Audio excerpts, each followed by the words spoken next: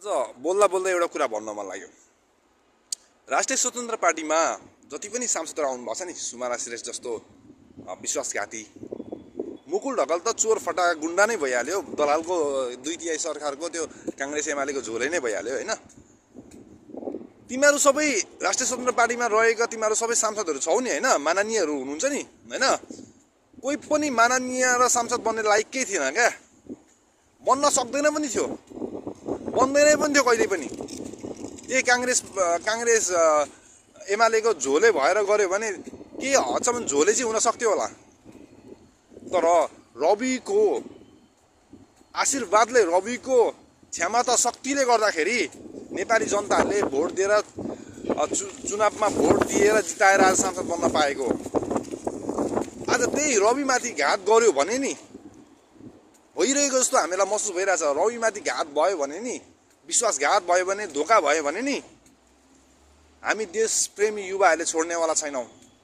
सदनमा जोडको साथ आवाज उठाउनु पर्यो। यो 2/3 फटाहरूलाई, सहकारी ठगहरू, ओरिजिनल सहकारी ठग धनराज गुरुङ होइन, ऋषिकेश राज पोखरेल, जीवी राई जस्तो व्यक्तिहरू, सहकारी ओरिजिनल ठगहरूलाई चाहिँ बचाएर आज निर्दोषलाई थुनेको अवस्था छ।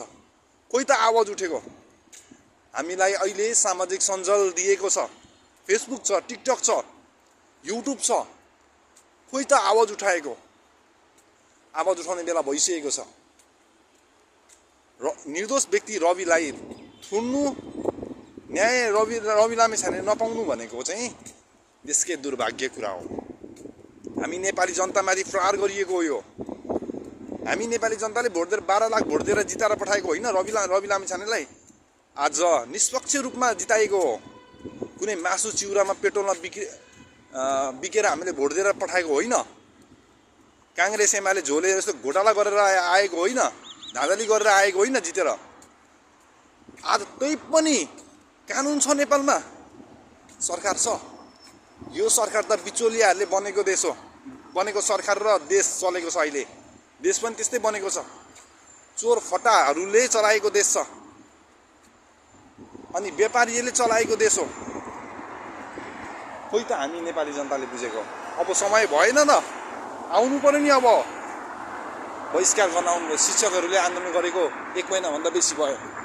कसैको आँखा फुटाइएको छ, कसैलाई जेल कोचिएको छ, कसैको टाउको फुटाइएको छ।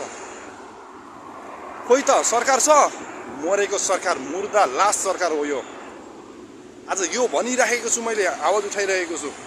म जस्तो एउटा युवाले जानी नजानी, बोल्न नजानिकन पनि मैले बोल्दाखेरि पनि कसैले पनि म जस्तो गरेर आवाज उठाउन सकेको छैन। के हामी सबै डराएको?